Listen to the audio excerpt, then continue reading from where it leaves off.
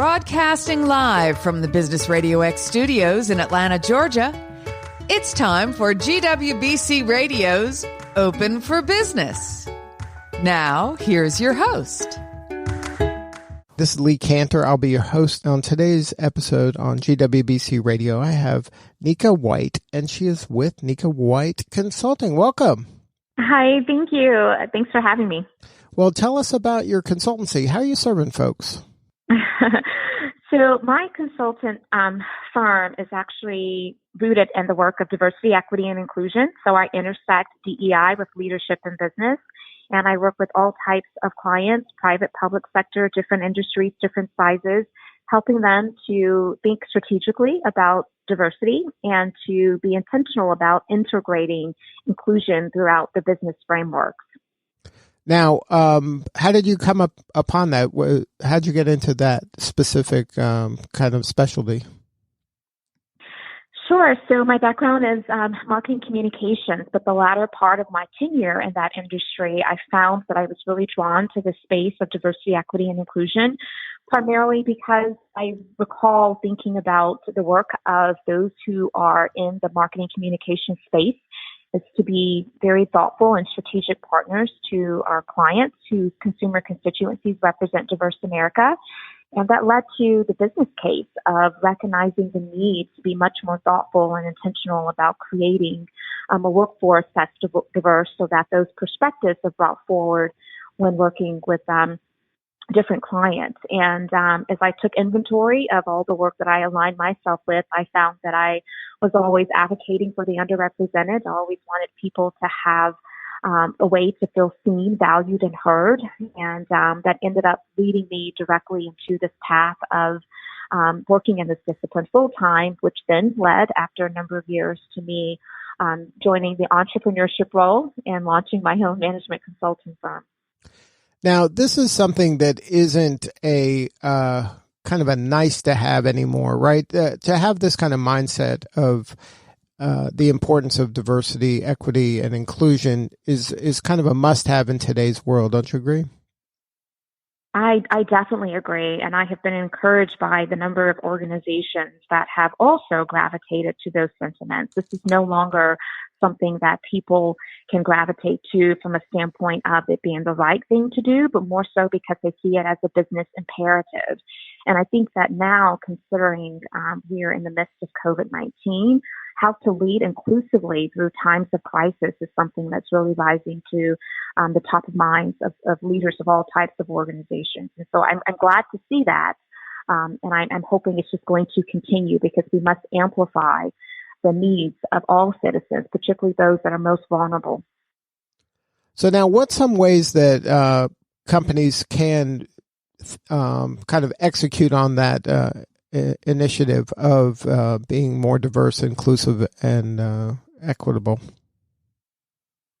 Well, I think the first thing is you have to have leadership commitment, and oftentimes that looks like ensuring that there's some learning and development and training of your leaders so that they can best support this work, and particularly those in the organization that's charged with the responsibility. I think the other thing is we need to, all of us as individuals, to see this as a leadership competency. Being inclusion-minded is a leadership function. And I don't mean leadership by position or title, but rather by just your influence. We can lead from any place in an organization. And that's important because we need for everyone to own the responsibility of helping to create equitable and inclusive spaces. And so if we see that as the responsibility solely for the person that carries the title of an executive officer or as the chief diversity officer or even an HR professional, then we've missed out on the opportunity to really execute upon this work in a way that is systemic and sustainable. I think that another way that organizations can lean into this work of diversity, equity, and inclusion in terms of operationalizing it is not treating it as activity, whereby you have a start and an end date, but you treat it as impact. And that means creating a change within systems, policies, procedures, practices, changing the culture. That's what's going to lead to sustainability of this work. And just like anything else, having a strategic plan to navigate this work where you have metrics and tracking in place. And so that's usually where I encourage a lot of organizations to start. There's also great value in doing an assessment or an audit to gather data that helps to inform the path forward plan. Now, how do you address the issue that if you ask kind of a random person about the importance of diversity, I'm sure they say, sure, that's important, and inclusion, obviously, that's important, and being equitable, that's important. But then if you kind of look around at maybe the photos on their website and you don't see any diversity in the photos, that it's something that they're not even aware. Like in their mind, they think they are a diverse organization, but the proof is in the proof, right? So then you look at, the Right. website and they're not diverse. How do you kind of help them bridge that gap that maybe in their mind they think they are, but in reality they aren't? Yeah, Lisa, that's a great question. It begins with really understanding the constructs of diversity, equity, and inclusion. So diversity is very broad in nature. There's multiple layers of diversity and multiple dimensions of diversity. It's not just about the optics of age, race, and gender. And so we have to become much more sophisticated in how in which we talk about and define diversity. Inclusion, on the other hand, is where we put forth intentional effort. There's some level of action behind the work of inclusion to help ensure that we are harnessing and leveraging those differences for greater outcomes of the organization. So we can't be passive about the work of inclusion. I always tell people that if your organization is touting its leadership around diversity, equity, and inclusion, but yet and still you aren't attacking the optics, then that's going to compromise your credibility. Because to your point, Lee, if someone were to go to your workplace and look at your board of directors or see your employees and not have a good representation of all types of people, then it's going to cause some to question the authenticity around your leadership in diversity, equity, and inclusion. So that's where representation is really important. And it starts with understanding those constructs and then developing very intentional strategies that you are being committed to help move and drive the needle towards the ultimate goals that you desire.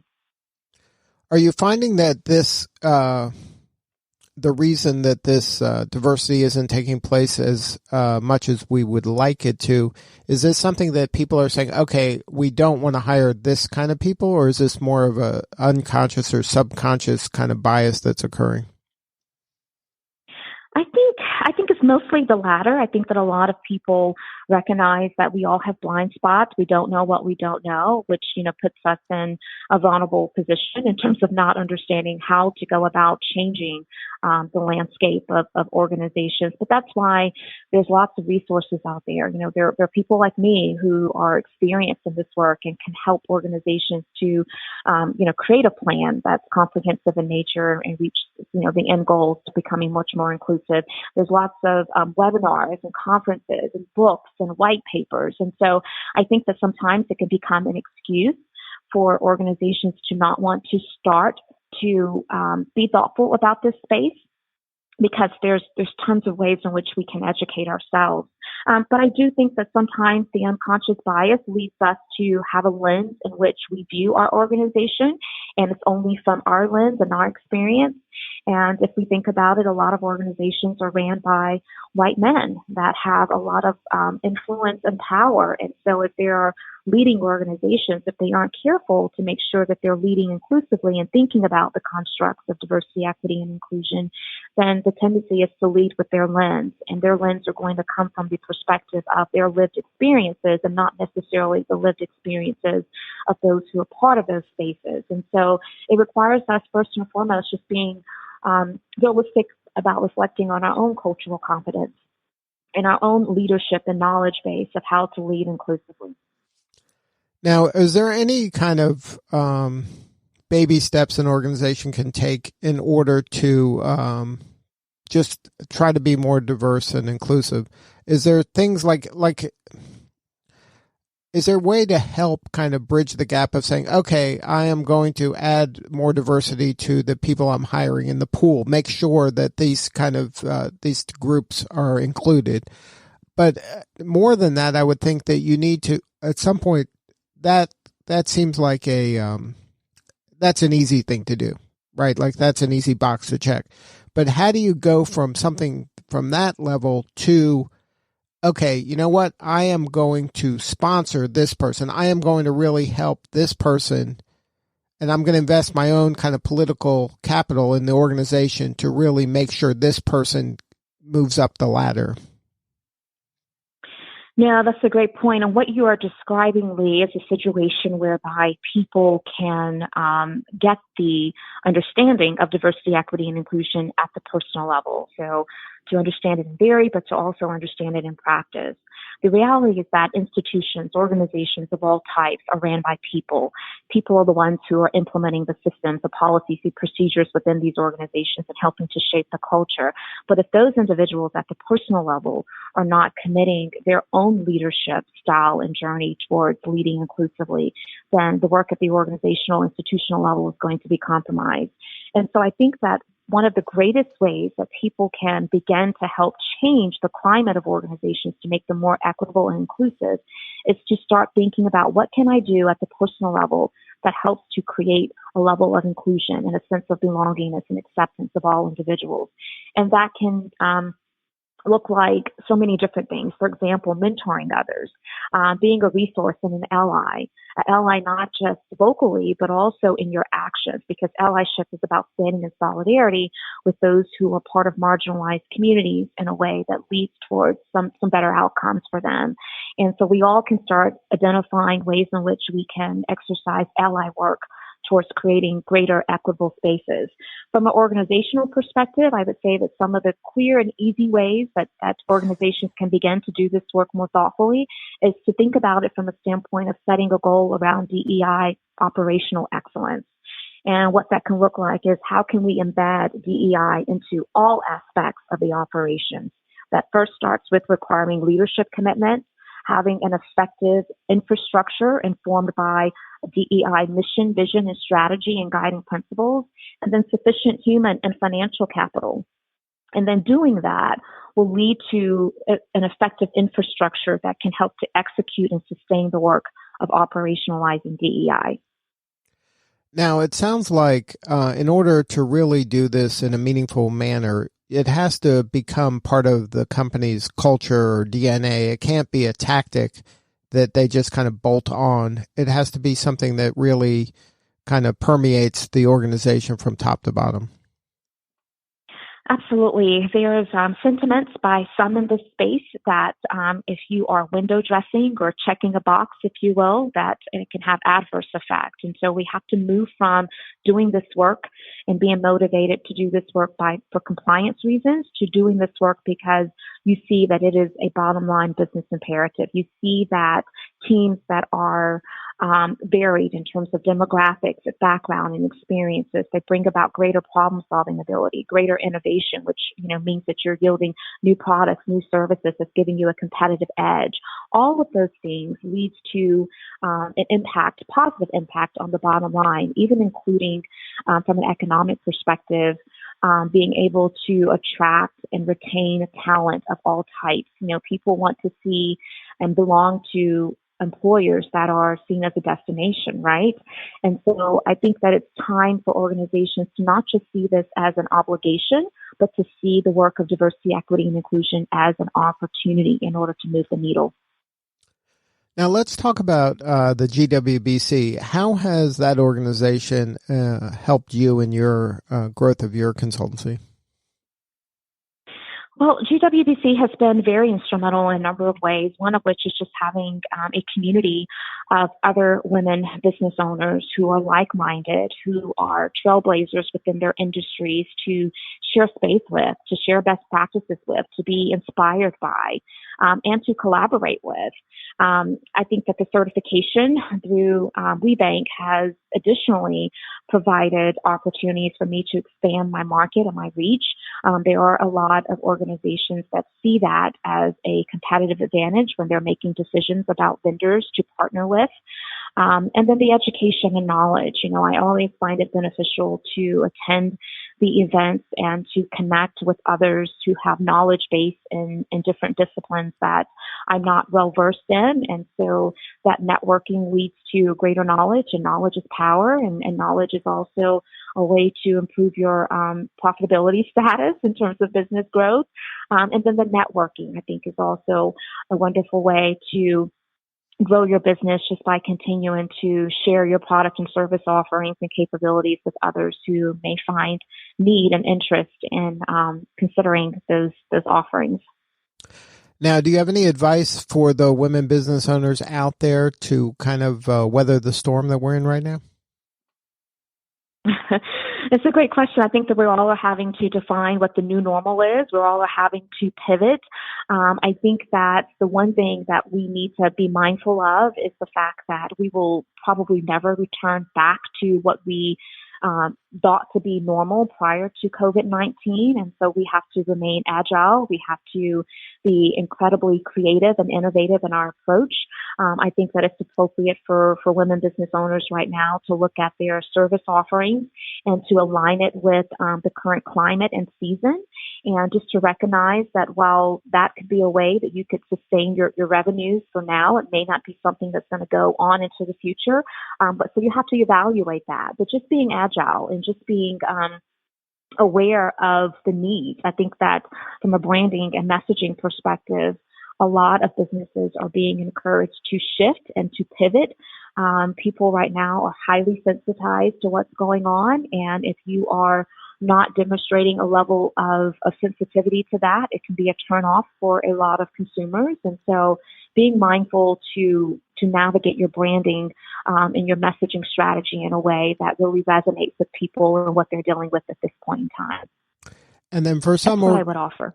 For some organizations that maybe were doing, maybe were in your line of work where maybe they were doing a lot of their consulting in person or their training in person, to be able to pivot to some sort of virtual or online training. Is that something that you're capable of? Oh, yes, absolutely. So I was offering virtual training options before COVID-19, but I have since ramped up those options and even provided some other formats as well. But the thing is that the D&I industry is having to pivot as well. You know, right now, a lot of the practitioners in the space are thinking about things like how do we continue to help people to understand the significance of leading inclusively during this unprecedented moment, how to mitigate speed as one of the worst enablers of bias as we make rapid changes to the way in which we work, how to adapt our DEI events, training, and programming for the online space. And better support employees who are parents and caregivers and serving in a multitude of capacities in addition to now working from home. So there's a lot to be considered, and I think that we can't underestimate the need for consultants in this space to be leveraged in order to help organizations to really endure as we get through this crisis to the other end, because I do believe we will get to the other end and we'll all be better for it. Now, if there's an enterprise level company out there or a company of any size, I guess you were able to help, and they are struggling with this kind of the challenges regarding diversity, is there a way to contact you? Is there a website? Yes, absolutely. So my website is nikawhite.com. It's NIKAWHITE.com. And there people can find all of my service offerings as well as ways to reach out and connect with me. I would love to be a resource. And I just appreciate the opportunity to share today during this time. Now, is there a sweet spot for you in terms of organizational size or industry?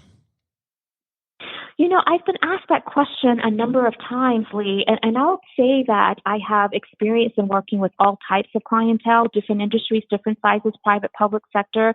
And I know that sometimes that operates against the best practice for marketing because people say find your niche. But what I find in this space is that regardless of the type of organization or the size, the reality is that the foundational practices of diversity, equity, and inclusion, those guiding principles are the same for no matter what type of organization you are. And so my business is such to where I meet clients where they are, I understand where they are within their continuum of diversity, equity, and inclusion, and we develop the best solutions based upon the goals they're trying to reach. Good stuff. Well, thank you so much for sharing your story today. No, thank you for having me. I appreciate the opportunity to share. All right, this is Lee Cantor. We will see you all next time on GWBC Radio.